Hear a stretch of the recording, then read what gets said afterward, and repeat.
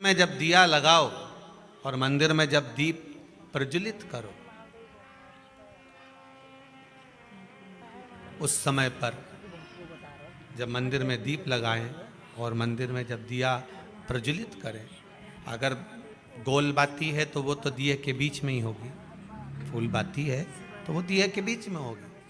और मान लो अगर लंबी बाती लेकर गए हो, लंबी बाती को लेकर पहुँचे हो, तो अगर दीप लगा रहे हो, कामना रखकर लगा रहे हो कि मेरी ये कामना है, तो वो दीप का बाती का मुख अपनी ओर रखना, पर कोई कामना नहीं।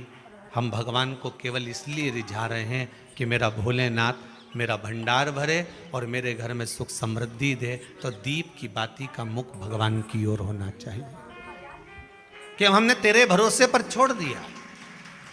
अब हम किसी से नहीं पूछेंगे कि हमें क्या करना है, ये दीप की जो बाती का मुख है वो आपकी ओर है। अर्थात मेरा जो जीवन है, मेरा जो संपूर्ण परिवार है, मेरा जो कुटुंब है, मेरा जो कबीला है, मैं जिस घर में निवास करती हूँ, मैं जिस घर में रहता हूँ, उस घर का संपूर्ण कारभार सब तुम्हारे भरोसे पर है। तो बाती का मुख कहाँ हो गया? भगवान की ओर हो गया।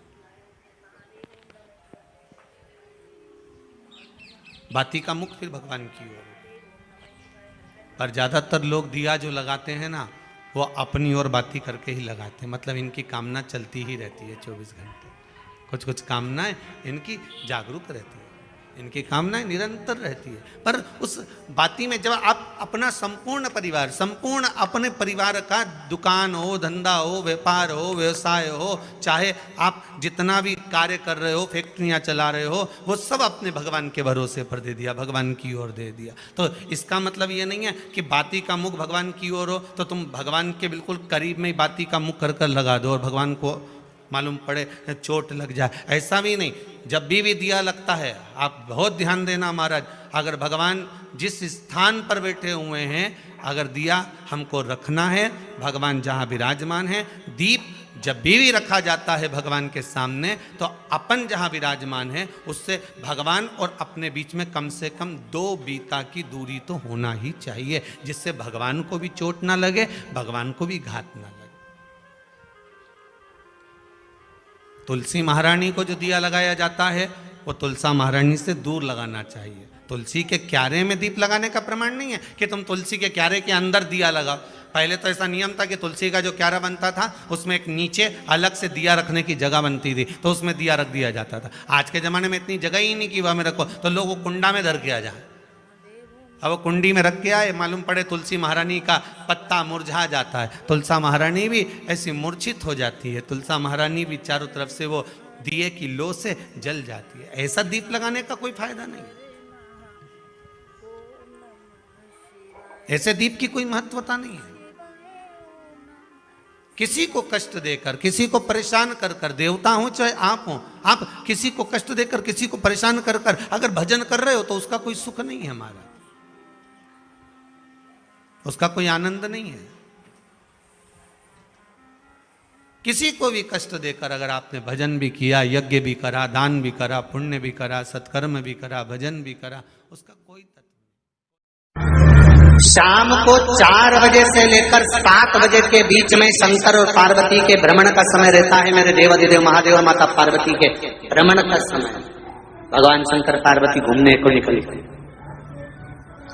इसलिए हमारा सनातन धर्म कहता है शाम के समय पर माताओं को झाड़ू नहीं लगाना चाहिए, शाम के समय पर माताओं को चूड़ी बिछिया नहीं बदलना चाहिए, शाम के समय पर माताओं को मांग में सिंदूरा नहीं भरना चाहिए, शाम के समय पर माताओं को बाल नहीं बांधना चाहिए, शाम के समय पर माताओं को चौखट पर नहीं बैठना चाहिए। उसका कारण क्या है? क्योंकि पार्वती जी ने भगवान भोलेनाथ जी से कहा था कि तुम मुझे रोज शाम के समय प्रदोष काल में भ्रमण के लिए लेकर जाते हो, मेरे लिए आज्ञा क्या है? शंकर भगवान ने कहा सुनो पार्वती, मंदिर के अंदर नंदी रहता है, जाने वाला यात्री जब मंदिर में मेरा दर्शन करने आता है तो नंदी के कानों में कहकर जाता है कि शिव जी को मेरे यहाँ लेकर आना।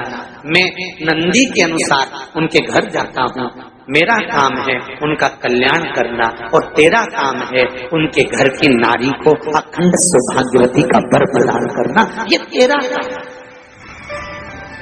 तब पार्वती माता ने कहा अखंड सौभाग्यवती होने का वर मैं तो दे दूंगी, पर उस समय पर माताएं चूड़ी बदल रही होगी और हाथ से चूड़ी निकाल रही होगी तो मैं वर कैसे दे सकती हूँ, मांग भर रही होगी तो मैं वर कैसे दे सकती हूँ, उस समय पर चूड़ी बिछिया बदला जा रहा होगा तो मैं वर कैसे दे सकती हूँ, उस समय पर झाड़ू लग रही होगी तो मैं लक्ष्मी को वहां कैसे भेज सकती हूँ, आप बताओ। तो शंकर भगवान ने कहा प्रदोष का समय एक ऐसा समय होता है, शाम का समय ऐसा होता है जिस समय पर केवल शंकर और पार्वती की आराधना का समय होता है। हम तो कई लोगों से कहते हैं अगर आपके यहाँ संपदा नहीं आ रही है, बहुत मेहनत कर रहे हो, फल नहीं मिल रहा, कहीं नौकरी, कहीं सर्विस या कहीं व्यापार या व्यवसाय में कहीं तकलीफ आ रही है, हम सबसे कहते हैं शाम का समय पकड़ लो, शंकर जी के मंदिर में दिया लगाना प्रारंभ करो। शिव मंदिर में अगर दिया नहीं लगा रहे हो तो बेलपत्री के पेड़ के नीचे दिया लगा। बेलपत्री और शंकर जी के मंदिर में दिया नहीं लगा रहे तो शंकर जी के मंदिर के बाहर चौखट पर दिया लगा। इतना भी नहीं कर सकते तो अपने घर के बाहर अपने द्वार पर दिया लगा दो, पर शंकर जी के नाम का श्री शिवाय नमस्तुभ्यम बोलकर शंकर भगवान को याद कर कर अपनी कामना कर कर बाबा का स्मरण कर कर पंचाक्षर मंत्र नमः शिवाय, षडाक्षर मंत्र ओम नमः शिवाय, द्वादशाक्षर मंत्र ओम नमो भगवते वासुदेवाय, जो मंत्र तुमको याद है उसका स्मरण कर कर लक्ष्मी हो चाहे नारायण हो चाहे राम हो चाहे कृष्ण हो स्मरण कर कर शाम के समय बाहर दिया लगा दो, दरवाजे के पास लगा दो, वो सुनेगा जरूर, आएगा तो उसका वेलकम जरूर होगा और वो कुछ लेकर जरूर जाएगा। नियम तो बनाओ, उसकी चौखट पर जाकर कहना है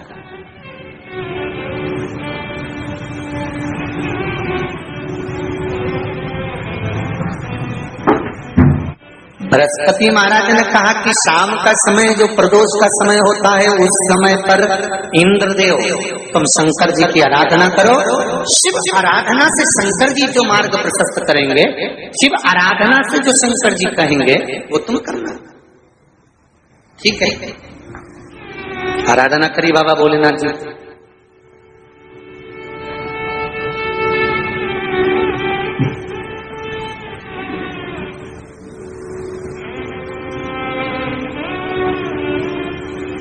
मालूम नहीं था इंद्रदेव को, बृहस्पति महाराज ने प्रदोष की महत्वता समझाई तो प्रदोष का समय जानकर शंकर जी पर 7 बेलपत्र प्रदोष के दिन इंद्र ने समर्पित कर दी बिना सोचे।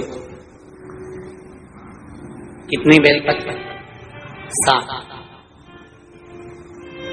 प्रदोष का व्रत करो चाहे ना करो, मंदिर में चढ़ी हुई बेलपत्र को उठा लो,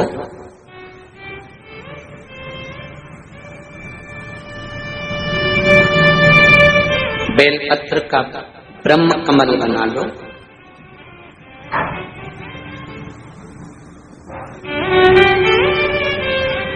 ब्रह्म कमल का मतलब होता है डंडी बीच में रहे, आसपास पत्तियां रहे।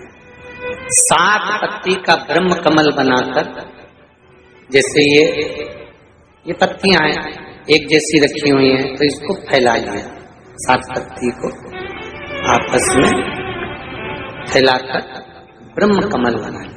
प्रदोष का व्रत करें ना करें, जरूरी नहीं है कि वृक्ष से ही पत्ती लेकर आओगे तो ही शंकर जी को चढ़ाओगे। शिव जी पे से चढ़ी हुई उठाकर धोकर ब्रह्म कमल बनाकर बाबा से विनय कर कर, हे प्रभु आज मैं इस काम के लिए जा रहा हूं, बाबा मेरा यह कार्य है, बोलकर श्री शिवाय नमस्तुभ्यम बोलकर शिवलिंग पर समर्पित कर दो। दिन भर के प्रदोष व्रत का फल बाबा एक बेलपत्री समर्पित करने पर ही प्रदान कर देता है। शिव प्रदोष व्रत कर रहे हो उससे बढ़कर कोई प्रसन्नता नहीं, पर नहीं कर रहे तो प्रदोष के दिन या 12 महीने शिवरात्रि आती है, श्री शिवाय नमस्तुभम, हर हर महादेव। कैसे हैं आप सभी लोग? आशा करती हूँ आप सभी बहुत अच्छे होंगे। देखिए, जो भी मेरे चैनल पर पहली भाई बहन पहली बार आए हैं वह मेरे चैनल को सब्सक्राइब कर लें। मेरी वीडियो कैसी लगती है कमेंट में हर हर महादेव लिखना ना भूलें। देखिए, आज का उपाय बहुत ही अच्छा उपाय बताया है। प्रदोष काल में अगर आप एक दीप अपने दरवाजे पर लगाते हैं तो धन का आपके यहाँ भंडार भर जाएगा, लक्ष्मी का आगमन होगा।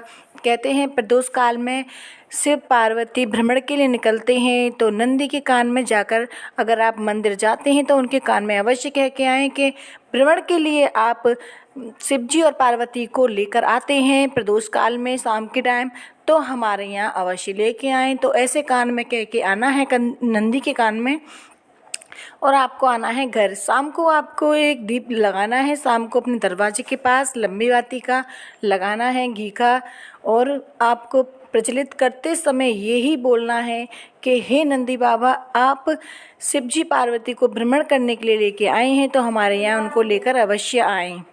पृथ्वी पर प्रदोष काल में शिवरात्रि में एकादशी पर शिव पार्वती पृथ्वी पर भ्रमण के लिए आते हैं, तो इसलिए आपको दरवाजे पे एक घी का दीपक अवश्य ही लगाना चाहिए। इससे आपके यहाँ धन में बरकत होगी, आपके यहाँ धन संपदा खूब बढ़ेगी, कोई भी कष्ट बीमारी नहीं रहेंगी, आपके धन संपदा की जो भी कमी है वो कमी पूरी होगी।